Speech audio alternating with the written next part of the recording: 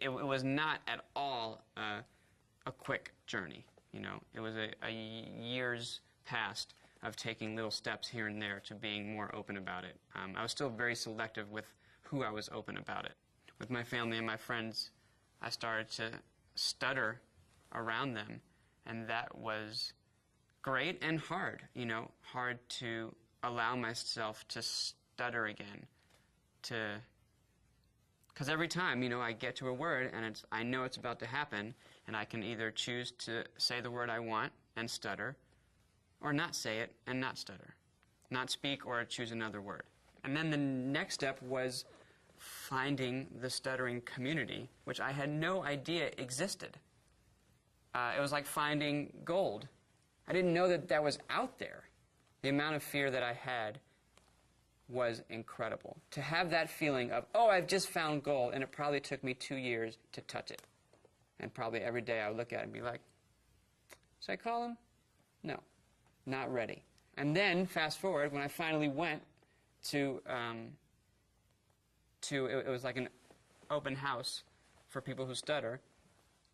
And I went, and it was a room full of people who stuttered, adults and kids, and they looked like everyone else. They dressed like everyone else. They talked like everyone else, except that sometimes they had blocks, like I do.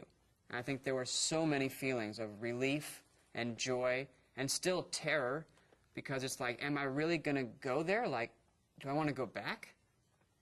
So I didn't go back for another couple years.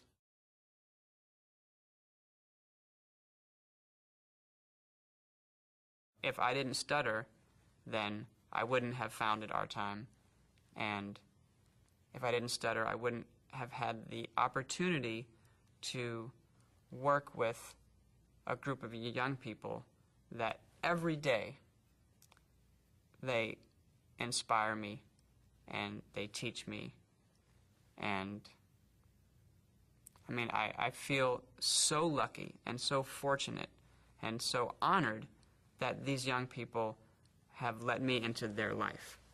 The thing I was the most ashamed about, and the thing that I hated the most about myself, has led me to achieve the thing that I'm the most proud of.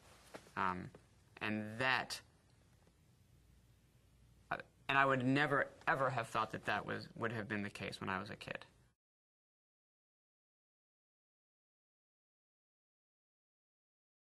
The people that I've stuttered around the most have been my parents.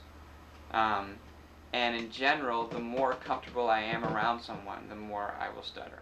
If I'm in a situation where, to me, I'm not allowed to stutter, where it's just like in any professional acting situation, I have the tools to not stutter. It's the amount of energy spent to not stutter that I guess the more I know someone, it's like, you know what, I don't want to think about it. So I just kind of talk wherever I talk, and sometimes I stutter, sometimes I don't, and it's fine. Being a person who stutters is hard. You know, it's hard to keep all that positivity every day in every situation, every look that you get, every time someone cuts you off. Am I happy every day that I stutter? No. Is it frustrating? Hell yes. You know, are there times, or there situations where I'm like, oh my God, just go away for a minute so I can get it out. It's just, you know, I'm taking too long for myself because I'm impatient. Sure. But is that deep anymore? Not really. It's just kind of annoying. We all have a choice every moment of the day to live out of fear or to live out of courage and strength. So I've chosen to live out of courage and strength.